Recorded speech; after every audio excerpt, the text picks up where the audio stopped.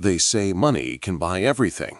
But what happens when the one thing you've lost is your own blood? On the busy streets of Lagos, a billionaire stopped his car for a crying little girl.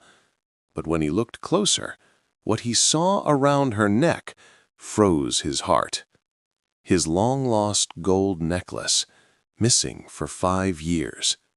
What he didn't know was that this small moment would change his life forever. Because sometimes the truth finds you, even when you've stopped looking. The afternoon sun hung lazily over the streets of Lagos. Cars honked, street hawkers shouted, and life moved fast, just as it always did. But for Chief Kenechukwu Obiora, one of Nigeria's richest men, time had stopped.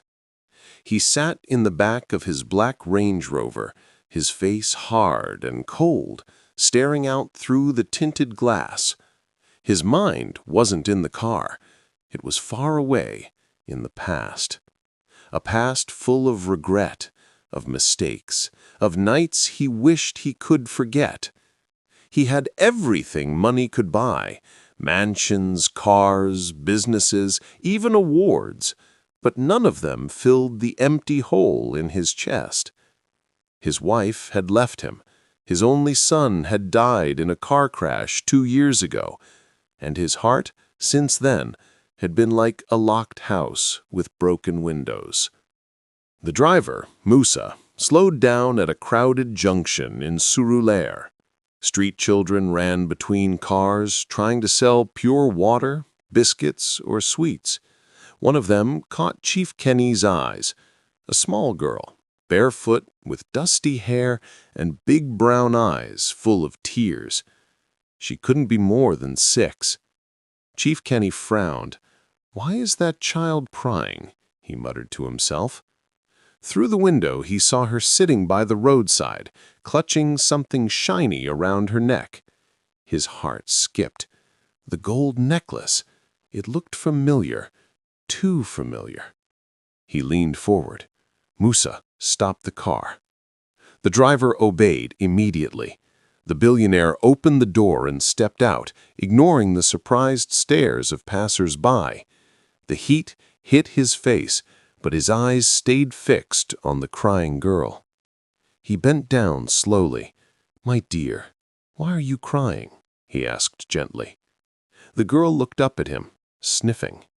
They pushed me. My biscuits fell inside the gutter." Her voice broke. She held the necklace tightly. Chief Kenny's eyes widened. It wasn't just any gold necklace. It was his, the same one that had gone missing 5 years ago, the same one with his late mother's initials engraved inside. O.O. Obianju Obiora. His breath caught. Where did you get this necklace?" he asked quietly, his voice shaking. The girl's eyes turned fearful. She clutched it tighter. "Don't touch it. It's my daddy's necklace," she cried. The world around Chief Kenny went silent. His knees felt weak. "My daddy's necklace?" That word, daddy, hit him like a slap. In that moment, a flood of memories rushed back. The night 5 years ago, a hotel room in Port Harcourt, too much whiskey, too much sadness. He had been a broken man after his divorce. A kind woman. What was her name again? Isabella. Yes, Isabella. She had helped him that night, talked to him, cried with him. One thing led to another, and by morning, she was gone. And so was his necklace.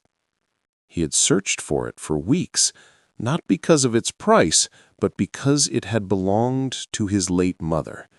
He eventually gave up and moved on, or so he thought.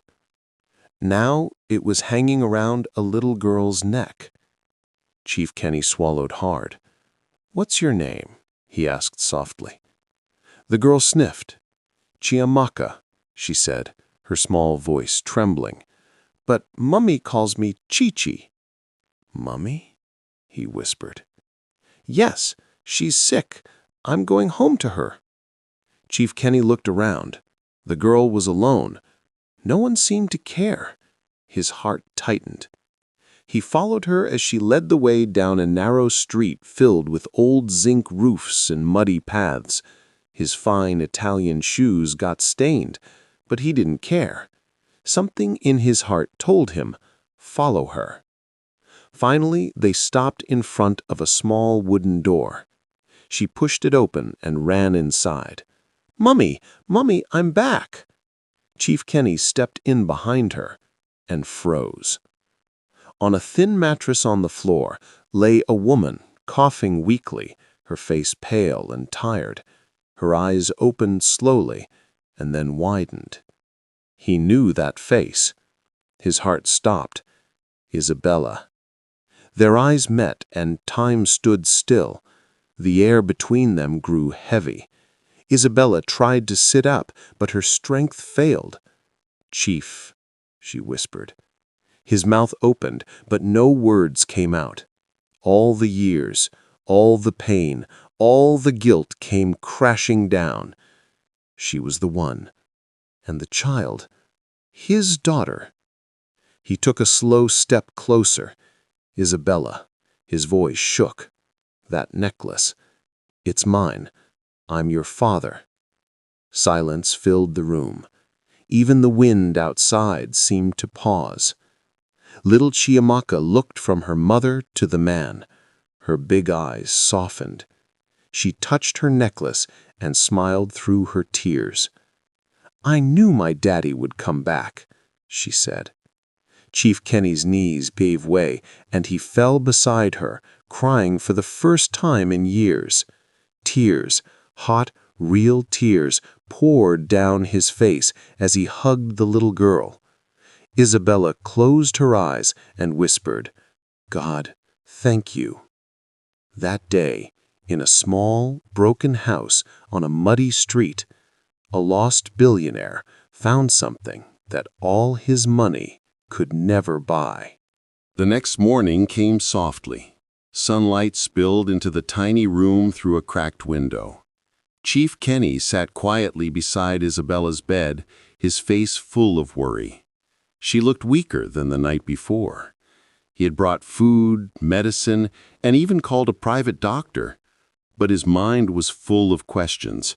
How did things get this bad? Why didn't she tell him?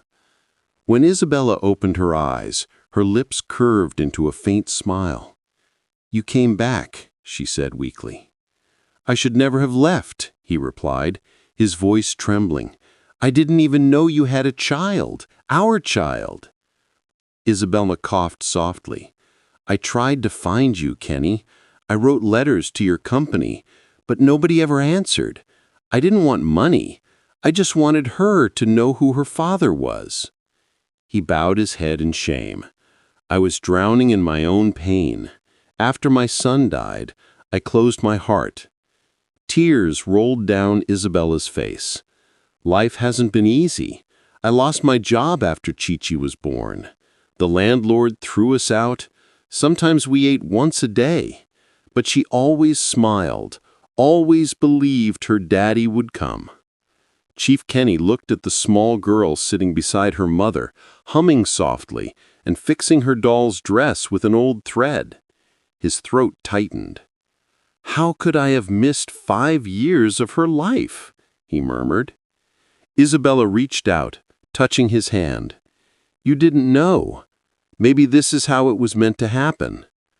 Later that day, the doctor returned. He told Chief Kenny quietly, "She has a heart problem. It's serious. She'll need surgery soon."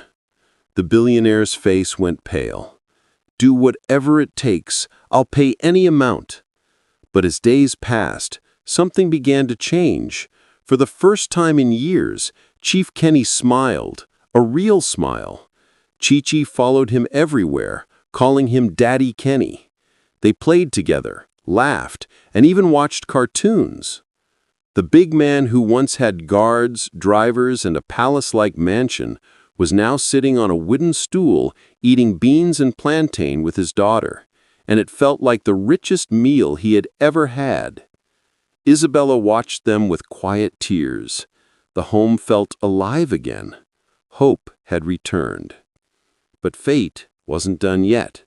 One evening, after tucking Chi-Chi into bed, Isabella called Kenny close. Her voice was soft, but her words were heavy.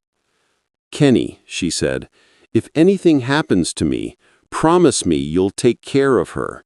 Promise me she will never feel alone again." He held her hand tight. "Don't talk like that. You'll be fine." She smiled faintly. "You always said that. But promise me." "I promise," he whispered. That night, as the moonlight fell across the small room, Chief Kenny stayed awake beside her, holding her hand, praying silently. Days turned into weeks. Isabella's health worsened, and the doctor said she needed urgent surgery in India. Chief Kenny flew her there in his private jet, with Chi-Chi holding her hand the whole time. The surgery was successful, but her heart was too weak to recover.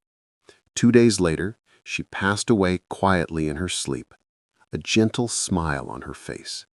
She had seen her family whole again. When the news reached Kenny, he broke down completely. He cried like a child. The man who once thought tears were weakness now understood that love was stronger than pride. He brought her body back to Nigeria and buried her in her village in Enugu. The villagers were shocked to see the famous billionaire kneeling in the red earth, covering her grave with his own hands. Chi-Chi stood beside him, her small fingers wrapped around his. She wasn't crying. She just looked up at him and whispered, "Mommy said you'd never leave us again." He nodded, his eyes full of tears. "Never, my angel. Never again." Months passed. Chief Kenny moved Isabella's family into a beautiful home. He built a hospital in her name, the Isabella Children's Heart Center, to help children born with heart problems. Chi-Chi started school in the best private academy, but every weekend she insisted they visit the old house in Surulere, where Mommy lived. She would sit by the door, playing with her doll and talking to the wind, as if her mother was listening. And sometimes, Kenny swore he could feel her presence, gentle, watching, smiling. One evening, after dinner, Chi-Chi climbed onto his lap and asked, "Daddy, why did Mommy give me this necklace?" He smiled sadly. "Because it carried love, my dear, and love always finds its way home." She touched the necklace and grinned. "Then Mommy's love found you." He hugged her tightly. "Yes, my princess, it found me and it saved me." As the years went by, Chi-Chi grew into a bright, kind-hearted young girl. She never took off the necklace, not once.